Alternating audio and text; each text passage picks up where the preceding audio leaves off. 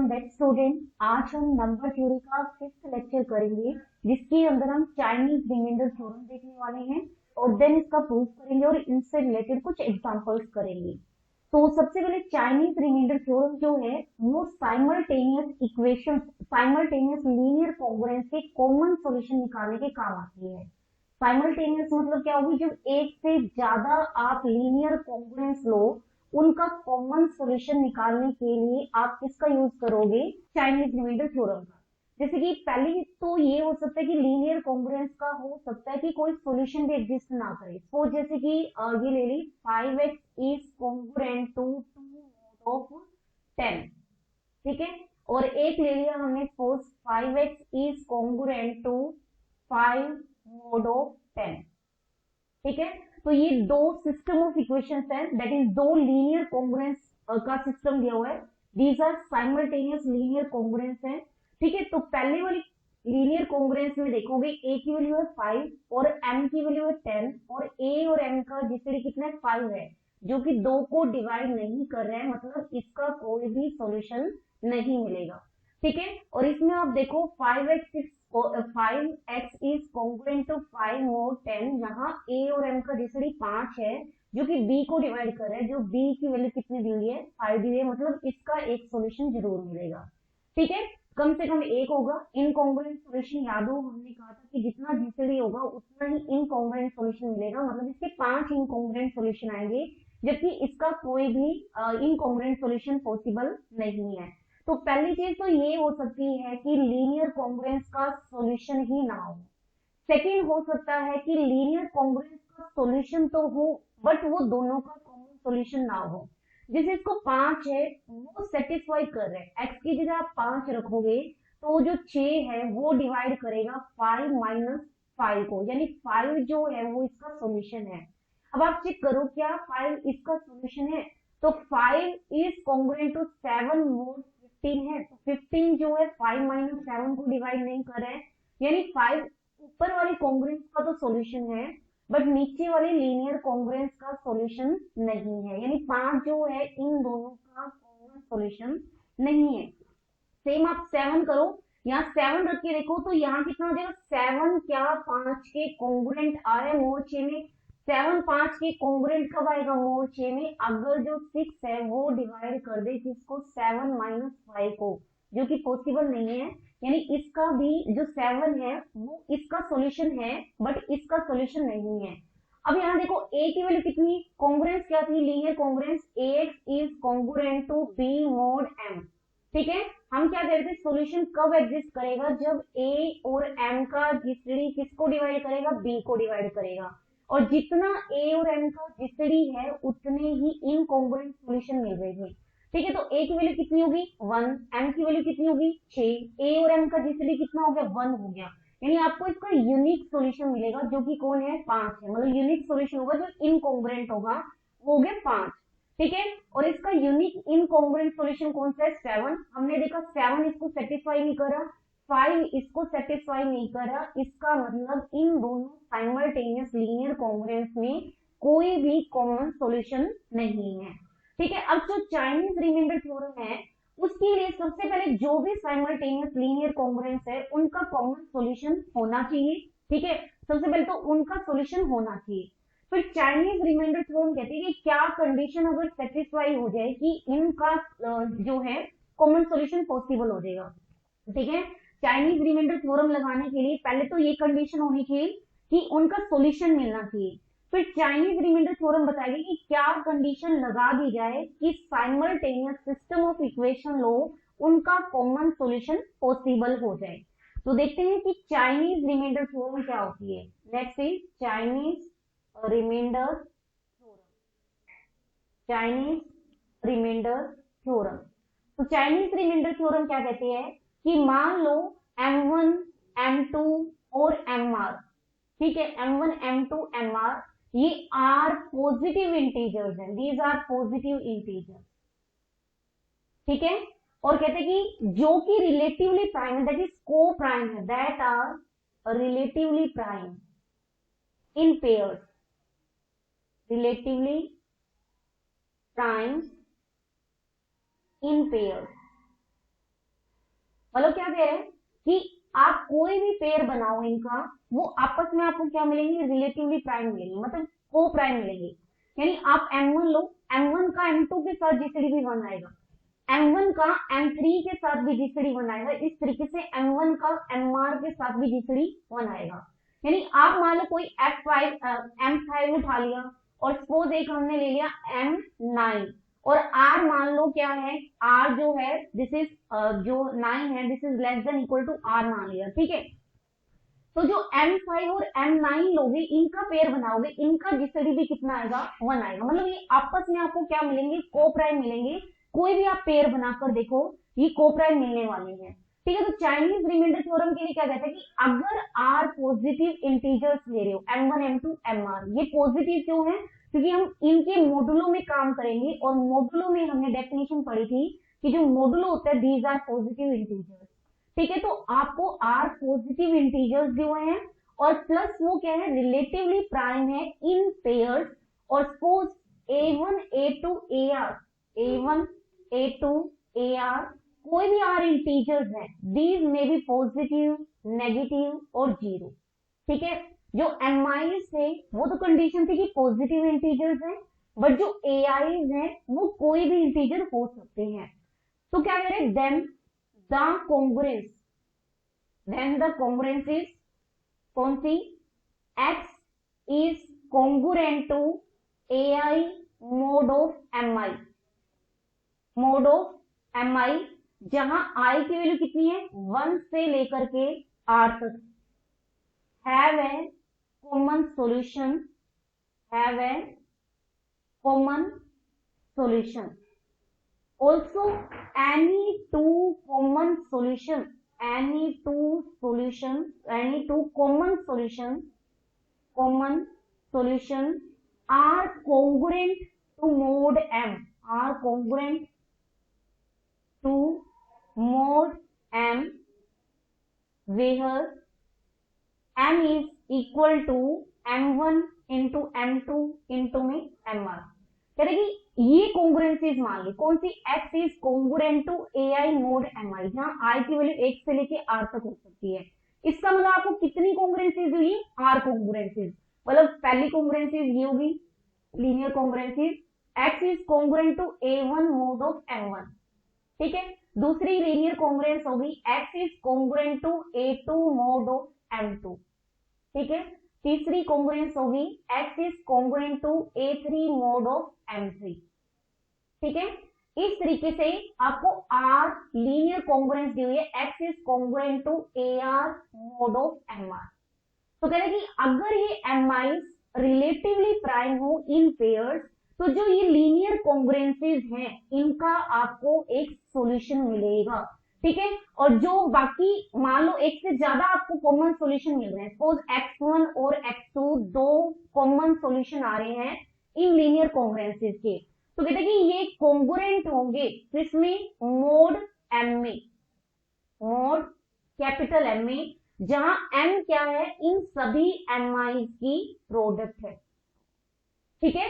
तो हमें ये प्रूव करना है कि अगर आपको ये mi's रिलेटिवली प्राइम दिए हो तो इसका कॉमन सॉल्यूशन आना चाहिए, और प्लस दो कॉमन सॉल्यूशन वो आपस में कॉन्ग्रुएंट हो जाएंगे किसमें, मोडुलो m में, जहां m क्या है, इन सभी mi's की प्रोडक्ट है, ठीक है। तो सबसे पहले तो इन्होंने दिया ही हुआ है m जो है this is equal to m1 into में m2 एंड सोन क्या है, mr की प्रोडक्ट है, mi's की प्रोडक्ट दी हुई है, ठीक है। अब देखो m1 m2 m3 mr ये सारे के सारे क्या है, को प्राइम है, को प्राइम है, तो इनकी जो प्रोडक्ट है वही क्या हो जाएगा, इनका एलसीएम हो जाएगा। मतलब जो कैपिटल M है this is also the LCM of m1 m2 m, तो m1 m2 mr जो है ये क्या है, को प्राइम है, तो इन सब की जो प्रोडक्ट है वही इसका क्या हो जाएगा, एलसीएम हो जाएगा। यानी कैपिटल M जो है इन mi का एलसीएम भी है।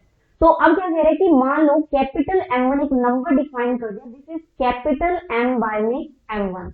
अब कैपिटल M क्या था, M1 M2 and so on mr की प्रोडक्ट, बाय में क्या हो गया, M1, तो कितना आंसर आ जाएगा, M2 इंटू में M3 एंड सोन कितना हो जाएगा, mr हो जाएगा, ठीक है। यानी कैपिटल M1 में स्मॉल m1 प्रेजेंट नहीं होगा, बाकी सारे स्मॉल mi प्रेजेंट होंगे, उन सबकी प्रोडक्ट हो जाएगा।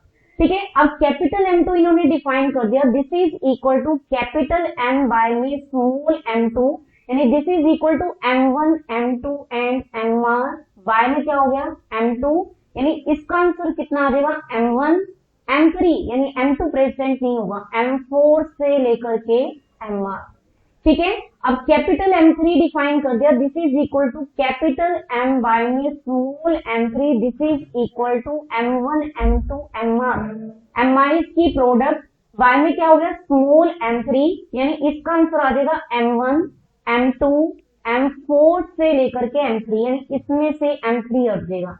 इसी तरीके से इन्होंने कैपिटल mr डिफाइन कर दिया, this is equal to capital M by में स्मॉल mr, यानी इसकी प्रोडक्ट में से क्या हट जाएगा mr, यानी इसकी लास्ट टर्म कौन सी आएगी mr माइनस में 1 आ जाएगी। ठीक है, ये इन्होंने अपनी तरफ से कैपिटल mi जो है वो डिफाइन कर दी। अब देखो m2 m3 mr और m1 ये सारे क्या थे रिलेटिवली प्राइम थे, तो इसका मतलब कैपिटल m1 और स्मॉल m1 का जीसीडी कितना होगा 1 होगा, ये कोप्राइम होगा, क्योंकि जब कैपिटल स्मॉल m1 था m2 के साथ भी कोप्राइम था, m3 के साथ भी कोप्राइम है, mr के साथ भी कोप्राइम है, तो इनकी प्रोडक्ट के साथ भी क्या आएगा कोप्राइम आएगा, यानी कैपिटल m1 स्मॉल m1 के साथ क्या आएगा कोप्राइम। सेम कैपिटल m2 जो है स्मॉल m2 के साथ क्या आएगा कोप्राइम, और कैपिटल M3 जो है वो स्मॉल m3 के साथ क्या आएगा कोप्राइम, और सेम कैपिटल mr जो है स्मॉल mr के साथ क्या आ जाएगा कोप्राइम आ जाएगा। ठीक है, फिर इन्होंने लीनियर कॉन्ग्रुएंसीज बना ली, ये बना ली m1x is congruent to 1 mod of m1।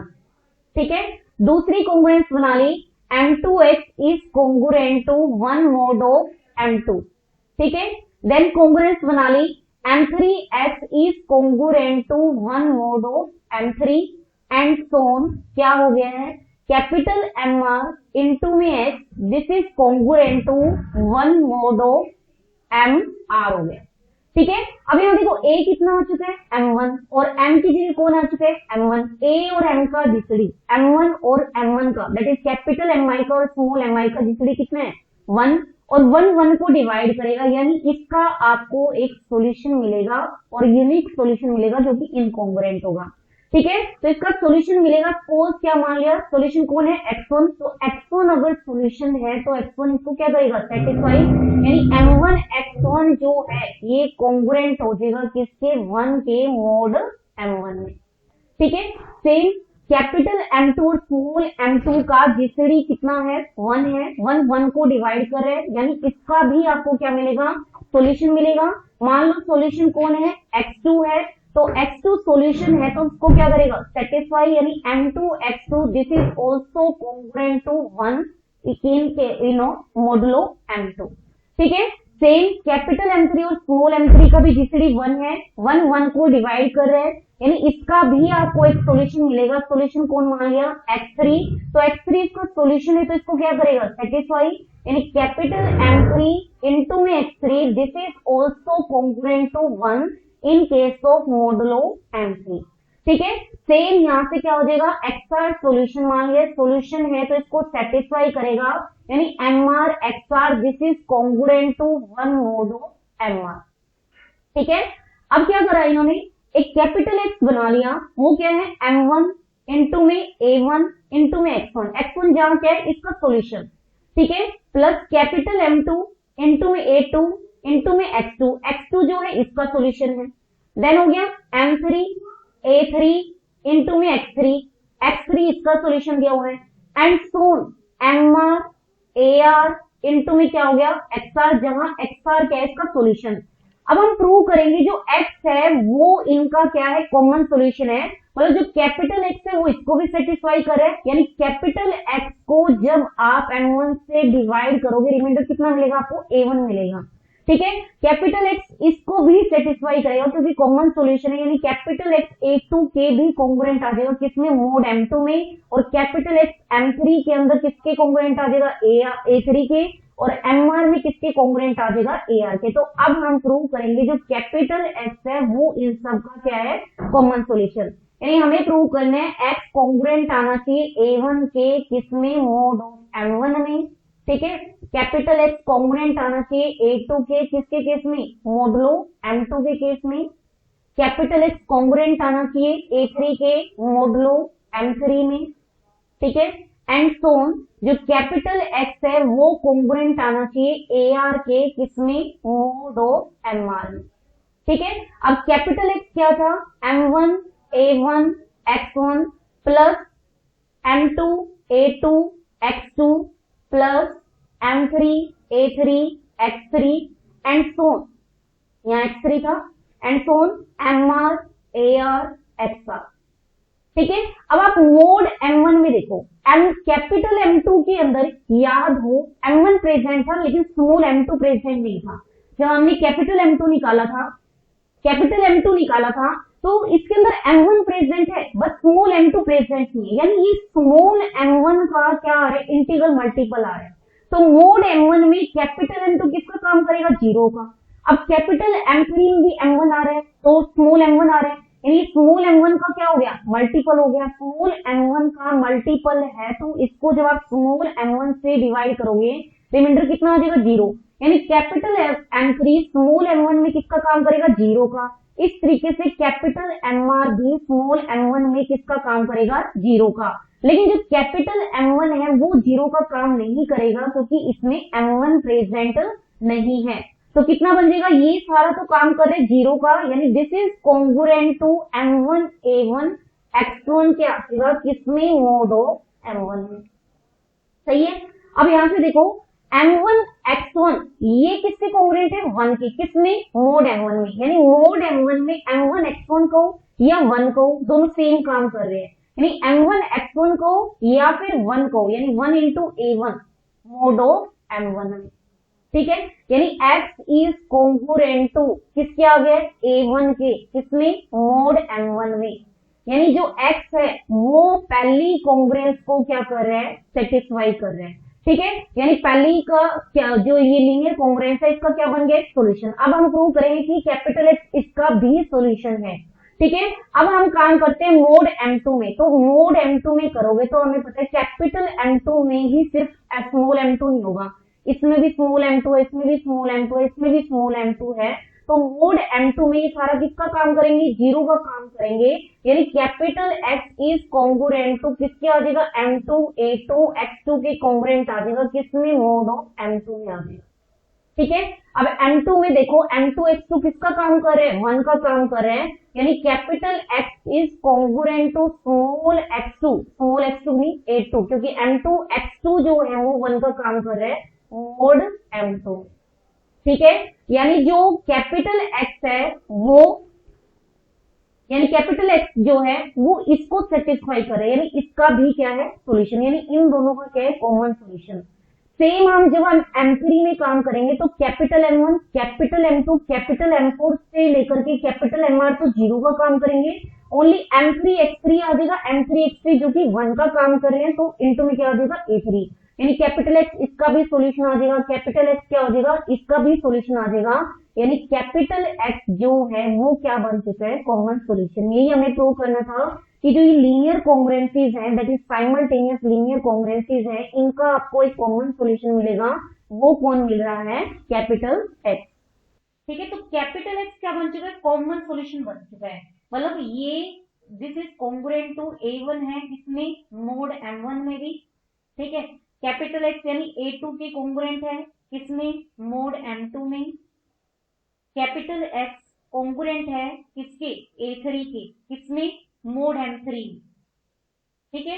And Son capital X जो है वो कॉन्ग्रुएंट है किसके, AR के, मोड ऑफ MR में भी, ठीक है।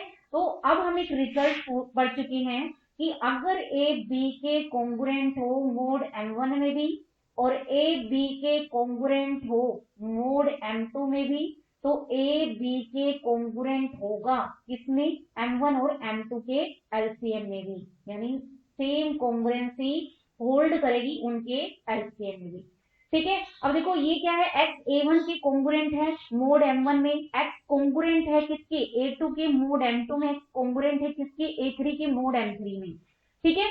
अब यहां से क्या कह रहे हैं कि हमें क्या प्रूव करना था कि अगर आप इसके दो सॉल्यूशन लो, जैसे कि x तो इसका क्या निकल गया कॉमन सॉल्यूशन, अगर y भी कोई अनदर कॉमन सॉल्यूशन है, y is an another common solution, तो हमें प्रूव करना है कि वो x के ही कॉन्ग्रुएंट आएगा उनके एलसीएम में।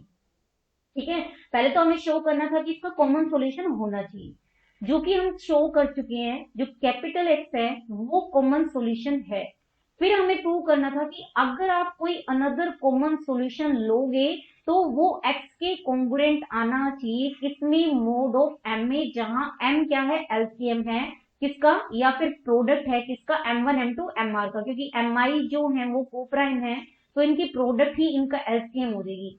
तो y यानी x के कॉन्ग्रुएंट होना चाहिए मोड ऑफ m1 m2 और mr की प्रोडक्ट में, ये हमें प्रूव करना है।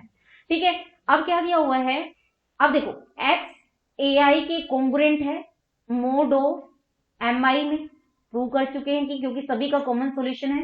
i की वैल्यू 1 से लेकर के कहां तक होगी, r तक। ठीक है, ये शो किया था कि a1 के भी कॉन्ग्रुएंट है m1 में, a2 के भी कॉन्ग्रुएंट है m2 में भी, यानी ये ai के कॉन्ग्रुएंट हो जाएगा किसमें, मोड mi में, जहां i की वैल्यू 1 से लेकर के r तक होगी। अगर y अनदर कॉमन सॉल्यूशन है तो यानी y भी कॉन्ग्रुएंट होगा किसके, ai के, किसमें, मोड ऑफ mi में, जहां i की वैल्यू क्या होगी, 1 से लेकर के r होगी। अब आपको क्या करना है, ट्रांजिटिविटी और सिमेट्रिसिटी का यूज करके हम कंक्लूजन निकाल सकते हैं कि एक्स वाई के कॉन्ग्रुएंट होगा किसमें, मोड ऑफ mi में। ठीक है, लेकिन हमें क्या शो करना था, एक्स वाई के कॉन्ग्रुएंट होना चाहिए किसमें, एलसीएम में। अब हमें पता है कि सेम कॉन्ग्रुएंसी होल्ड कर रही है डिफरेंट मॉडलों में, तो वही कॉन्ग्रुएंसी होल्ड करेगी उनके एलसीएम में भी, यानी एक्स वाई के कॉन्ग्रुएंट होगा किसमें, मोड ऑफ एलसीएम ऑफ किसका, mi का, जहां i की वैल्यू क्या है, 1 से लेकर के r तक है, तो इसका एलसीएम कौन है, कैपिटल m है, तो यानी एक्स वाई के कॉन्ग्रुएंट है किसमें, मोड ऑफ m में, यही हमें शो करना था। ठीक है, अब नेक्स्ट अब हम कुछ क्वेश्चंस करने वाले हैं चाइनीज रिमाइंडर थ्योरम से रिलेटेड। तो पहला एग्जांपल दिया हुआ है, solve the congruence x is congruent to 1 mod 4। ठीक है, x is congruent to 3 mod 5, x is congruent to 2 mod 7 simultaneously, मतलब आपको इसका कॉमन सॉल्यूशन निकालना है। तो चाइनीज रिमाइंडर थ्योरम क्या कहती है, आप पहले स्मॉल m1 m2 m3 निकालो, तो स्मॉल m1 4 हो गया, स्मॉल m2 कितना हो गया 5, और स्मॉल m3 कितना हो गया 7। ठीक है, और a1 कितना हो गया है 1, a2 कितना हो गया है 3, और a3 कितना हो गया है 2। तो कहते हैं कि अगर mi रिलेटिवली प्राइम है पेयर्स के अंदर, तो इसका आपको एक कॉमन सॉल्यूशन मिलेगा। तो आप चेक कर सकते हो 4 का 5 के साथ भी जीसीडी 1 है, यानी 4 और 5 को प्राइम है, 4 और 7 भी को प्राइम है, और 5 और 7 भी क्या है, को प्राइम है, यानी ये आपस में क्या है, को प्राइम है। तो यानी इन कॉन्ग्रुएंस का आपको एक कॉमन सॉल्यूशन मिलेगा, चाइनीज रिमाइंडर थ्योरम कहती है। तो कहता था कि कैपिटल M बना लो जो कि m1 m2 m3 की प्रोडक्ट है, दैट इज 4 इंटू में 5 इंटू में कितना हो गया है 7 हो गया है। ठीक है, फिर हम कैपिटल M1 बनाते थे, capital M1 this is equal to capital M by में स्मॉल m1, यानी 4 इंटू 5 इंटू 7 बाय में स्मॉल m1 कितना हो गया 4, यानी ये हो गया 5 इंटू में 7। फिर कैपिटल M2 बनाते थे, this is equal to capital M by में स्मॉल m2, यानी 4 into 5 into 7 by 5, this is equal to 4 into 7 हो गया है। सेम कैपिटल M3 अगर आप बनाओगे वो हो जाएगा कैपिटल M बाय में M3, this is equal to 4 into 5 into 7 by में 7, दैट इज 4 इंटू में 5 हो गया है। ठीक है, तो यानी कैपिटल M1 का स्मॉल m1 यानी 4 के साथ आप जीसीडी चेक कर सकते हो 1 आएगा, कैपिटल M2 का स्मॉल m2 के साथ जीसीडी 1 आएगा, और कैपिटल M3 का स्मॉल m3 के साथ भी जीसीडी कितना आएगा 1 आएगा। ठीक है, फिर हमने लीनियर कॉन्ग्रुएंसीज बनाई थी, याद हो m1 x is congruent to 1 mod of m1। ठीक है, तो यानी ये हो गया m1x निकाल चुके हैं, कितना हो गया m1 निकाल चुके, कितना हो गया 5 इंटू में 7 that is 35x, this is congruent to 1 mod of 4 आ गया था। याद हो हमने इसका सॉल्यूशन निकाला था, उसके सॉल्यूशन को हमने नाम दे दिया था x1। तो सबसे पहले हमें इसका सॉल्यूशन निकालना है। तो सबसे पहले देखो 35 4 से बड़ा है, यानी 35 और जो है mod 4 में किसका काम करेगा 3 का, ठीक है। This is congruent to 1 mod 4 आ गया है। यूनिक सॉल्यूशन होगा क्योंकि कैपिटल M1 और स्मॉल m1 का जीसीडी कितना है 1 है। फिर हम क्या करते थे m की आप मल्टीपल्स देखते थे, दैट इज 4, ठीक है। देन क्या हो गया 8, then 12, then 16 and so on. उसमें आप b ऐड करते थे कि वो 8 से डिविजिबल होना चाहिए। तो आप कौन सा मल्टीपल लोगे, सेकंड मल्टीपल लोगे, दैट इज 8 लोगे, क्योंकि 8 में जब आप 1 ऐड करोगे वो 3 से डिविजिबल हो जाएगा। यानी ये कॉन्ग्रुएंट क्यों है, 3x is congruent to 1 mod 4, ठीक है। 8 हमें पता है किसके कॉन्ग्रुएंट होता है, 0 के, किसमें mod 4 में। फिर दोनों कॉन्ग्रुएंसीज को ऐड करते थे, यानी 3x कॉन्ग्रुएंट हो जाएगा किसके 9 के mod 4 में। कॉमन क्या आ गया 3 है, और 3 का 4 के साथ जीसीडी 1 है, तो हम कैंसिल आउट कर सकते हैं, यानी x is congruent to 3 mod 4 आ गया, ठीक है। तो x1 की वैल्यू कितनी आ गई है 3 आ गई है। अब हमें क्या निकालना है x2 के लिए आप कौन सा सिस्टम कंसीडर करोगे लीनियर कॉन्ग्रुएंसीज का, m2x is congruent to 1 mod of m2। इसका भी यूनिक सॉल्यूशन आएगा, ठीक है, क्योंकि कैपिटल M2 और स्मॉल m2 का जीसीडी कितना है 1 है। अब कैपिटल M2 हमने निकाला था, कैपिटल M2 हमारा कितना निकल गया था 28, यानी 28x is congruent to 1 mod of m2, small m2 5 दिया हुआ था। अगेन 28 5 में किसका काम करेगा 3 का काम करेगा, 3x is congruent to 1 mod of 5 आएगा। फिर आपको 5 का वो मल्टीपल लेना है किसमें 1 ऐड कर दिया जाए, वो 3 से डिविजिबल हो जाए। तो 5 का फर्स्ट मल्टीपल ही जब 1 में ऐड करोगे वो 3 से डिविजिबल हो जाएगा। तो अब आपको क्या करना है, इन दोनों कॉन्ग्रुएंसीज को होल्ड करना है, यानी ऐड करना है। तो 3x इज कॉन्ग्रुएंट टू 6 आ गया है mod 5 में, यानी x is congruent to 2 mod 5 आ जाएगा, क्योंकि कॉमन जो है 3 है और उसका 5 के साथ जीसीडी 1 है, तो कैंसिल आउट कर सकते हैं। यानी x2 की वैल्यू कितनी आ गई है 2 आ गई है। सेम अब आप कौन सा सिस्टम लोगे लीनियर कॉन्ग्रुएंस का, m3x, this is congruent to 1 mod of m3, ठीक है। तो जब आप इसको सोल्व करोगे x3 की वैल्यू आ जाएगी कितनी आ जाएगी 6 आ जाएगी, ठीक है। तो हमारे पास x1 भी आ चुका है, ठीक है, x1 की वैल्यू कितनी आई है 3, x2 की वैल्यू भी आ चुकी है 2, और x3 की वैल्यू भी आ चुकी है, कितनी आ गई है 6 आ गई है। तो कॉमन सॉल्यूशन हमें पता है कि कैपिटल X कौन होता था m1 a1 x1 plus m2 a2 x2 plus m3 a3 x3, ठीक है। तो capital X is equal to m1 आप देखोगे कितना आया था 35 आया था, a1 कितना है यहां से आप देख लो, a1 कितना दिया हुआ है 1, ठीक है, इंटू में x1 कितना आ चुका है 3, ठीक है। सेम ये हो जाएगा 28 2 इंटू में 3 प्लस 20 इंटू में 2 इंटू में 6, ठीक है। इसको जब आप सोल्व करोगे ये आ जाएगा 513। तो सबसे छोटा सॉल्यूशन याद हो कॉन्ग्रुएंट होता था किसके 513 के कॉन्ग्रुएंट हो जाएगा किसमें मोड ऑफ 140 में। तो देखो मोड 513 140 से बड़ा है, तो आप क्या करोगे 513 को 140 से डिवाइड करोगे, रिमाइंडर निकालोगे, तो x इज कॉन्ग्रुएंट टू किसके आ जाएगा 93 के मोड 140 में। तो ये सबसे छोटा कॉमन सॉल्यूशन होगा किसका, जो ये सिस्टम ऑफ लीनियर कॉन्ग्रुएंसीज दी हुई थी, ठीक है।